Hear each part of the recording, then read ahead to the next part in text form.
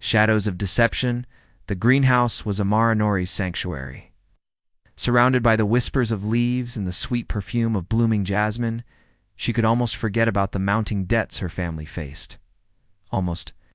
Amara, the university representative, is here. Her brother Tariq's voice broke through her reverie as she adjusted the soil pH for her experimental desert-adaptable crops. "Coming," she called, removing her soil-stained gloves and smoothing down her practical linen tunic. This meeting could change everything. The man waiting in their modest living room had a polished smile and credentials from an agricultural research institute in Dubai. Dr. Mahout, he called himself, though. Something about the way his eyes never quite met hers made Amara uneasy.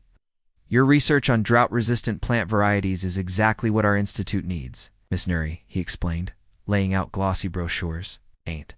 6 months of work with us could fund your family for years, and establish your reputation internationally." Amara's fingers traced the edge of the brochure. Her village in northern Sudan had limited opportunities for a female botanist, regardless of her talent. Her father's medical bills had depleted their savings before his passing, leaving her mother and 3 younger siblings dependent on her and Tariq's meager incomes. "The contract requires immediate departure," Dr. Mahmoud added. "Our funding window is closing. Decision must be made today." Tariq frowned. "So quickly?" "Surely we need time too." "It's fine," Amara interrupted. "We'll go." The salary was triple what she could make locally. How could she refuse? Then 24 hours, Amara found herself on a small private plane with 3 other women. Their handler, no longer calling himself Dr. Mahmoud, had taken their passports for processing.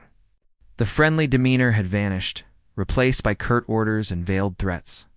"Something's wrong," whispered Zara, a young woman sitting beside her. "This isn't what they promised me. They said I would be working in a hotel." Cold realization settled in Amara's stomach as they landed not at Dubai International Airport, but at a private airstrip. Black SUVs waited on the tarmac. The women were separated, and Amara was driven for hours through the desert, finally arriving at a high-walled estate. Inside, attendants or guards, Amara couldn't tell which, led her to a room where an elegant older woman assessed her critically. "Clean her up," the woman instructed others. "Number 43. "I'm a botanist," Amara insisted, fighting rising panic. "I'm here for research work." The woman's laugh was brittle. "Of course you are, dear, and I'm the Queen of England." Where the next 48 hours passed in a haze of horror. Amara's clothes were replaced with expensive garments she would never have chosen, her identity reduced to a number pinned to her dress. Or she understood now there was no research institute. She had been trafficked. The event was described to her as an exclusive matchmaking service for elite clients. In reality, it was an auction thinly disguised as a social gathering. Wealthy men circulated among displayed women, making selections. Through a discreet digital system, Amara stood under bright lights, numb with shock and fear. Her education, her dreams, her family's hopes all seemed impossibly distant now. She scanned the room desperately, looking for any sign of compassion or help. That's when she noticed him. Unlike the other men who leered or appraised clinically, this one stood apart. Tall, with features carved from stone, he watched the proceedings with tightly controlled anger. His eyes, when they met hers, didn't see a commodity. They saw a person. When her number was called as selected, Amara braced herself for whatever nightmare came next. The attendant, checking a tablet, announced, "Purchased by Mr. Cater." She was led away.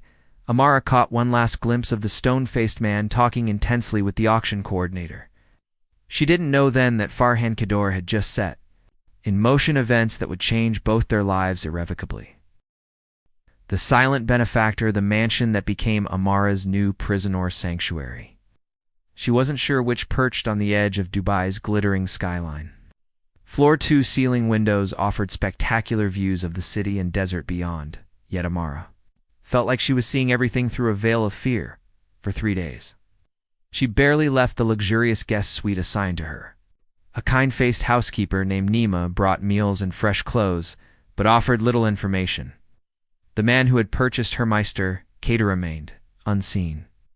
On the 4th evening, as Amara picked at her dinner alone, the door opened. She flinched. Dropping her fork with a clatter, Farhan Kador stood in the doorway, his expression unreadable. In the auction room, he had seemed dangerous, a predator among predators. Now, in simple linen trousers and a white shirt with rolled sleeves, he looked almost ordinary. Almost. "May I join you?" His voice was deep, accented with something she couldn't place, perhaps education abroad. Without waiting for her response, he sat across from her, keeping a respectful distance. His movements were deliberate, as if trying not to startle a wounded animal. "I imagine you have questions," he said, pouring himself water from the carafe. Amara's throat felt tight with fear, but she forced herself to speak. "What do you want from me?" "Nothing." His dark eyes met hers directly. "You are not here as my possession or servant. You're here because it was the only way to get you out of that place." She laughed bitterly. "So you're my rescuer, you expect?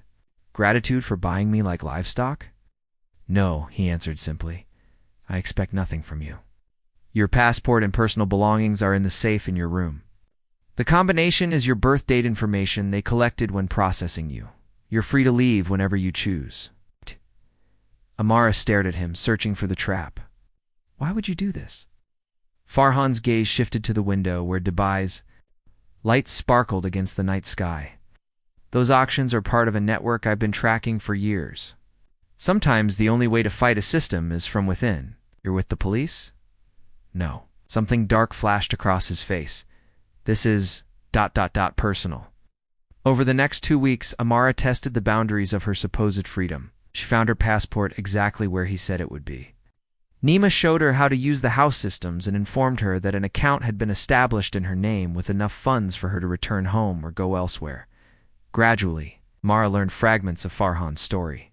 Hay was the CEO of Cater Technologies, a cybersecurity firm with government contracts throughout the Middle East. His wealth was relatively new, built over the past decade through innovation and strategic partnerships. What he didn't volunteer, but what Amara pieced together from conversations with staff, was that he used his resources to systematically disrupt trafficking operations. One evening, she found him in his study, surrounded by screens displaying data flows she couldn't comprehend. "Why don't you just report these people to authorities?" she asked from the doorway. Farhan didn't look surprised by her presence. The networks have infiltrated many levels of law enforcement. Conventional methods often lead to tip-offs and evidence. Disappearing, he gestured to a chair if she wished to enter, and the women caught in the system are treated as criminals themselves in many jurisdictions. Mara took the offered seat, studying him. "How many others have you ... purchased?" He answered without hesitation. "All now living freely, with new identities if they wanted them." "And what happened to make this your mission?" The question had burned in her mind for days. Farhan's fingers stilled on his keyboard. For a long moment, she thought he wouldn't answer. Then, without looking at her, he said, "My sister Lila was taken when she was 19. By the time I tracked her down 2 years later, she..." His voice hardened. "She didn't survive what they did to her." The raw pain in those few words told Amara more than hours of explanation could have. This wasn't charity or heroism, it was atonement. "I'm sorry about your sister," she said quietly. He nodded once, sharply. "The organization that took you operates in 12 countries. I've been gathering evidence against their leadership for 3 years. Amara leaned forward. "Let me help you." Farhan finally looked up, surprise evident in his expression. "It's dangerous work." "They stole my life," Amara replied, feeling strength return to her voice for the first time in weeks. I want it back. And I want to make sure they can't do this to anyone else." A ghost of a smile touched his lips. "Right. Then we have something in common." Amara Nuri. That night, looking out at the desert stars from her balcony, Amara felt something unfamiliar stirring within her. Not just anger or determination, but something that felt dangerously like hope. The man who had bought her freedom was still largely a mystery, his motives complex. But in a world that had betrayed her at every turn, Farhan Kador might be the one person she could actually trust. She just wasn't ready to admit that to him yet. Sanctuary and suspicion, The glass greenhouse attached to the east wing of Farhan's estate became Amara's domain within a month of her arrival. When he discovered her botanical background was genuine, not just a trafficking lure, he had the climate-controlled space repurposed for her use. Now desert flora thrived under her care, stubborn, resilient plants that survived in the harshest conditions, much like herself, Amara thought, gently pruning a rare desert rose. "You've transformed this space," came Farhan's voice from the doorway. He rarely entered without invitation, maintaining the boundaries he'd established from the beginning. "Plants are more straightforward than people," she replied. "They tell you exactly what they need if you know how to listen." He stepped inside, careful not to disturb her seedling trays. "I have information you should see. About the man who recruited you." Amara's shears paused, mid-cut. "Dr. Mahmoud. His real name is Nasir Khatni. Operates recruitment across North and East Africa." Farhan held out a tablet with a dossier displayed. "We've been building a case file. Your testimony could help complete it." She took the tablet, her hand steady, despite the surge of emotion at seeing her trafficker's face. "What happens to this information? We work with a specialized international task force, people I trust. When we have enough evidence, they move. Quietly." Amara scrolled through pages of meticulous documentation, financial trails, travel patterns, associated aliases. "This is extensive. It needs to be bulletproof." Farhan's voice hardened. "These people have resources, connections. They escape justice through technicalities and bribes." Later that evening, after recording her detailed statement about Khatni's recruitment methods, Mara found herself on the terrace with Farhan. The night air carried the scent of jasmine from her greenhouse.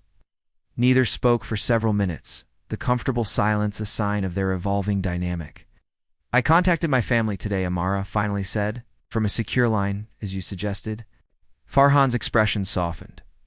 "How are they worried sick? Apparently the research institute told them I'd extended my contract and was unreachable in a remote field station." Her laugh was bitter. They had an answer for everything. "That's how these networks operate, layers of deception." He hesitated. "What did you tell them?" "Version of the truth, that the job fell through. But I found placement with a private environmental research facility." She looked out toward the city lights. "I've sent them money. Not enough to raise suspicions, but enough to help." Farhan nodded. "Wise precaution. Sudden unexplained wealth can draw attention." The conversation might have ended there, but something had been troubling Amara for days. "Last week, I found files in the library about regenerative agriculture projects in Sudan. Projects very similar to my research. Its expression remained neutral. And those files predate my arrival by months." She turned to face him fully. "You knew about me before the auction, didn't you? I wasn't random." The silence stretched until Farhan finally inclined his head. "We monitor certain research fields that trafficking networks target for recruitment. Your name appeared on our watch list when you published your paper on sustainable desert farming. So I was already a project for you." The betrayal stung, though she couldn't articulate why. "Just another rescue mission." "No." His response was immediate, firm. "We flag potential targets. Yes. But we can't protect everyone." When your name appeared at that auction, something flickered in his eyes. "Not planned." "I don't believe in coincidences anymore," Amara said quietly. Farhan studied her face. "Neither do I. Perhaps it was fate, then." The word hung between them, loaded with implications neither was ready to examine. Their conversation was interrupted by Rashid, Farhan's security chief, appearing with urgent news. A raid on a suspected trafficking site had gone wrong. There were casualties, including a young operative who'd been working undercover. Amara watched Farhan transform before her eyes, the careful, measured man replaced by someone radiating cold fury and command. As he left with Rashid issuing rapid instructions, she realized how little she truly knew about the extent of his operations. That night, unable to sleep, Amara slipped into Farhan's study. The security system recognized her biometrics he had given her access weeks ago, another gesture of trust she hadn't fully appreciated until now. The digital files were encrypted, but physical folders filled one cabinet. Photos, reports, identity documents, the lives of women and men who had passed through Farhan's protection. Some faces had follow-up information, new names, locations, careers. Others were marked with a simple black dot. The lost ones in the bottom drawer. She found a photo of a young woman with Farhan's eyes and smile. Layla, beautiful, vibrant, forever 19. Next to it lay a worn journal, personal notes tracking. Farhan's early investigation into his sister's disappearance? The raw grief and rage in those pages made Amara's throat tighten. This wasn't just a mission for him, it was a wound that had never healed. She carefully returned everything exactly as she'd found it. But as she turned to leave, Farhan stood in the doorway. His expression wasn't angry, just tired, vulnerable in a way she hadn't seen before. Could have just asked, he said quietly. Would you have told me everything? She challenged. Probably not. The honesty surprised her. Some truths are difficult to share. Amara nodded toward the cabinet. I know about Layla now. I'm sorry I invaded your privacy. Don't be. He moved to the window, looking out at nothing. Perhaps it's better this way. No more secrets between us. No more secrets, she echoed, though both knew it was impossible. They each carried labyrinths within themselves that would take more than trust to navigate. But that night marked a turning point. The careful distance they'd maintained began to dissolve, replaced by something more complex and dangerous than either had anticipated. Blooming in the desert, the conference room overlooking Dubai's financial district buzzed with tension as Amara presented her findings. 6 months after her rescue, she had become an integral part of Farhan's network, using her scientific background to analyze patterns in agricultural import businesses suspected of human trafficking links. The seasonal labor requests spike precisely when these shell companies report equipment purchases, she explained, highlighting correlations on the projected charts. They're disguising human cargo as machinery imports. Around the table sat Farhan's most trusted team, Rashid, the ex-military security chief, Dia, a former prosecutor specializing in international law, Julian, their technology expert, 3 others, Amara, had come to respect deeply. Brilliant work, Julian murmured. Already typing modifications to their tracking algorithms. Farhan's eyes held approval, but his focus remained on the implications. This gives us access points to 4 new trafficking chains. Your contacts at Interpol use this without compromising our sources. The meeting continued for hours, strategizing their next moves. When it finally concluded, Amara remained behind, organizing her notes. She had grown accustomed to the weight of this work, the knowledge that every data point represented real lives hanging in the balance. Farhan returned alone, closing the door softly. You're becoming indispensable, he said. The compliment matter. A fact rather than flattering. Amara smiled faintly. For someone who was supposed to be temporary, you mean? I never said temporary. He moved to stand beside her at the window. I said you were free to leave whenever you chose. The unspoken question hung between them. Why hadn't she? In truth, Amara asked herself this daily. Her family believed she was working for an environmental consultancy. She had financial independence now. Nothing prevented her return to Sudan. So the life interrupted. Nothing except the pull of purpose she'd found here and complicated feelings for the man beside her. The Botanical Rehabilitation Project launches next week, she said, instead of addressing his implicit question. The first 20 women will start their training program. The project had been her idea, using horticultural therapy to help trafficking survivors rebuild their lives while learning marketable skills in sustainable agriculture. Farhan had funded it without hesitation, providing land and resources. I've arranged additional security, he replied, discreet but thorough. They had learned caution the hard way. 2 months earlier, a revenge attack by trafficking networks had targeted one of their safe houses in Lebanon. The survivors had escaped, but 2 security personnel had died protecting them. Sometimes I wonder if we're making any difference at all, Amara admitted. For every operation we disrupt, 3 more emerge. Farhan turned to her, his expression intense. Ask Nadia if we're making a difference. Dadia, doctor now working in Canada, rescued from sexual slavery 3 years ago. Or Tarek, who found his kidnapped daughter through our network. Or the 34 women from the Kyrgyzstan case, who all have new identities. His voice softened. We can't save everyone. But everyone we save matters, Amara nodded, her momentary doubt receding. This was why she stayed, not just for him, but for the purpose they shared. Later that evening, Farhan surprised her by suggesting they leave the compound. There's something I want to show you. The desert at sunset was transformed harsh sands, turned to gold, then copper, then deepening purple as Farhan drove them far from the city. They stopped at what appeared to be an abandoned research station, its solar panels glinting in the last light. Inside, Amara gasped. The facility housed an experimental desert restoration project, acres of greenhouse space, devoted to the very drought-resistant crops she had been developing in Sudan. I acquired this place 2 years ago, Farhan explained, watching her move wonderingly among the plants. When I learned about your research, I had my team implement some of your published methods. They've been remarkably successful. Mara touched a thriving plant, her throat tight with emotion. This is my life's work. The research they used to lure me. No. Farhan stood close behind her now. I thought perhaps you might want to continue it, properly this time. She turned to face him, suddenly aware of how rarely they were truly alone together, away from the compound and its constant activity. Why are you showing me this now? She asked. His eyes held hers steadily. "'Cause I want you to stay, Amara. Not out of obligation or fear or even shared purpose. I want you to stay because you choose to." The confession hung between them, more vulnerable than anything he had offered before. "And if I choose to leave?"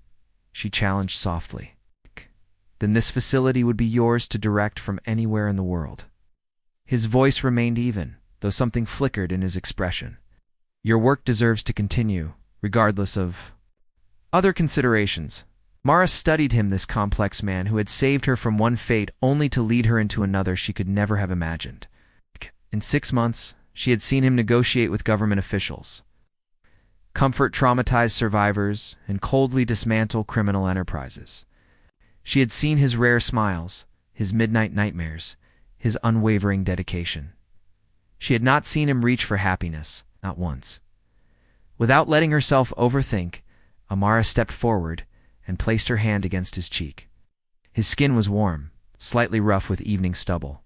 "Ask me," she said quietly. "Not about the work. Ask me what you really want to know." Farhan remained perfectly still, his control absolute except for the quickening pulse she could feel beneath her fingertips. "Will you stay with me, Amara?" The words were barely audible. "Not for the cause. For me." Her answer wasn't in words, but in the closing of distance between them. Their first kiss tasted of desert air and unspoken promises, at first, and deepening with months of restrained feeling. When they finally drew apart, Amara saw vulnerability in Farhan's eyes that he showed to no one else. "I need to go home first," she told him gently. "To see my family, to make peace with what happened. Then I'll come back. Not as someone you've saved, but as someone who chooses you." Understanding dawned in his expression, not disappointment, but respect. "How long?" 3 months, she said. "Time for both of us to be certain." As they drove back toward the glittering city, their hands linked between them, Amara felt herself balanced between 2 lives, the one that had been taken from her, and the unexpected one she was choosing to embrace. For the first time since she had stepped onto that fateful plane, the future seemed to hold promise rather than fear. Full circle, the village hadn't changed, but Amara had. As she walked the familiar dusty path toward her family's home, children playing soccer in the street paused to stare at the stranger who wasn't a stranger. 3 months had stretched to 5, then 8. Long enough for her to establish a small agricultural training center on the outskirts of Khartoum, funded through channels that couldn't be traced back to far. Her mother's cry of joy upon seeing her brought neighbors running. Soon the modest house overflowed with visitors, welcoming home the daughter who had succeeded abroad. The story Amara told of research work and professional advancement wasn't entirely false. The botanical methods she'd developed in Dubai were already helping local farmers increase yields. What she didn't share were the nightmares that still woke her gasping for air. The testimony she had given that helped imprison 3 trafficking kingpins, The network of survivors she now counted as friends, scattered across continents but connected by shared trauma and resilience. Or Farhan. That part of her life remained. Private, preserved in encrypted messages, and rare. Precious video calls during her time away, 6 weeks into her return. As she worked with local women establishing a community garden, Amara received news that Dr. Mahmoud Nasser, Kotni, had been found dead in his Cairo apartment. Apparent suicide, though the circumstances were suspicious. She should have felt vindication. Instead, she felt hollow. Another death changed nothing about the system that had enabled him. That night, she called Farhan for the first time in weeks. "It wasn't us," he said immediately, knowing why she reached out. "Though I can't say I mourn him. I know." She trusted him to tell her the truth, always. But it made me realize something. I'm ready to come back. Not to Dubai, though. Me what you need. 3 months later, Amara stood on the grounds of what had once been a neglected estate in the Moroccan countryside, now transformed into the headquarters of the Phoenix Foundation. Officially, they specialized in agricultural innovation and women's vocational training. Unofficially, they operated the most sophisticated anti-trafficking network in North Africa. Farhan arrived without entourage or fanfare, having gradually transitioned leadership of his technology company to focus on this work full-time. When he stepped from the car, Amara felt the same rush of recognition she'd experienced that first day in the auction room. A sense of finding something essential she hadn't known was missing. They walked the grounds together, discussing the facilities, security features, and outreach programs. Professional, focused. Only when they reached the private quarters did Farhan finally reach for her hand.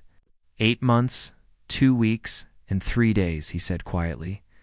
You counted, she smiled, leaning into him, every moment. He brushed a strand of hair from her face. Was it enough time? Are you certain? Mara looked up at this man who had once purchased. Her freedom had now stood, asking for her heart. With the same intensity, he approached everything complete commitment. Yet with respect for her autonomy, I decided months ago, she admitted. But I needed to be sure you weren't just another rescue project for me, that what I felt wasn't gratitude or trauma bonding. And his voice held carefully restrained hope. In answer, Amara reached into her pocket and placed a small wooden box in his palm.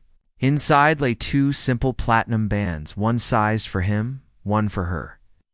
In my culture, she said softly, the woman can propose when she's absolutely certain of her choice.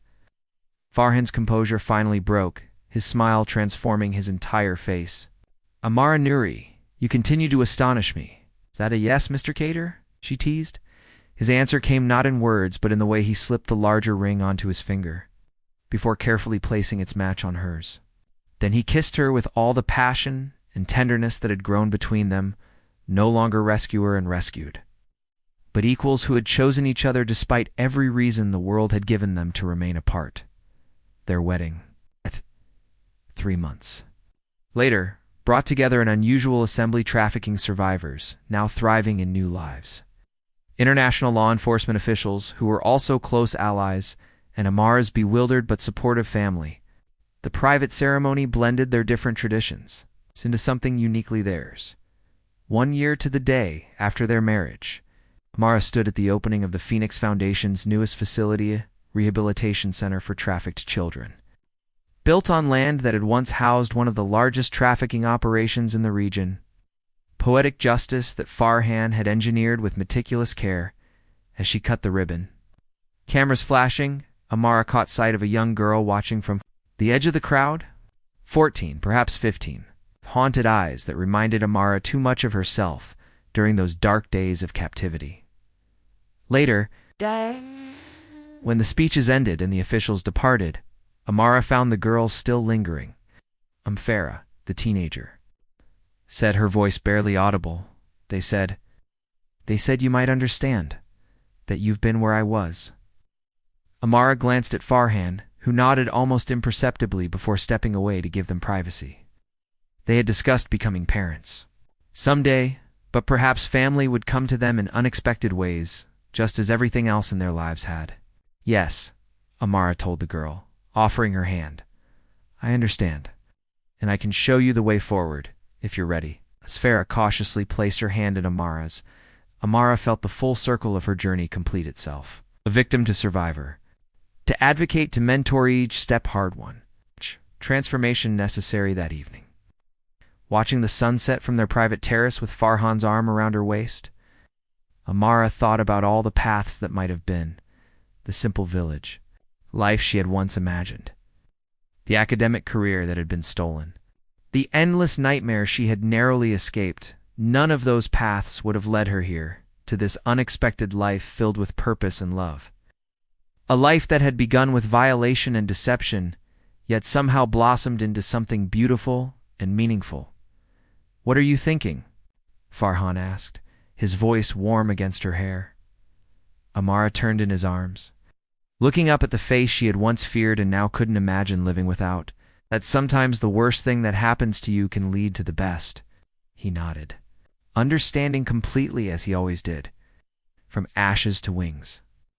Like the phoenix, she agreed, reaching up to kiss him as the last light faded from the sky and the stars emerged above them, constant, resilient, and free.